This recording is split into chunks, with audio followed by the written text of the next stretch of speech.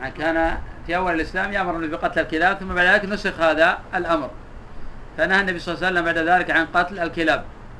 لكن هل بقي شيء من الاستثناء أو كله الاستثناء؟ نعم. يعني هل في كلب الآن يجوز قتله؟ أم أن النسخ شمل جميع أنواع الكلاب؟ الكلب العقور خذنا استنباط، لكن فيه أشياء أخرى، ولأن قال 5 يقتلن في الحل والحرام. كلب الأسود هو المستثنى، ولا العقور لأنها قاعدة تقول كل شيء يؤذي طبعا يجوز قتله شرعا.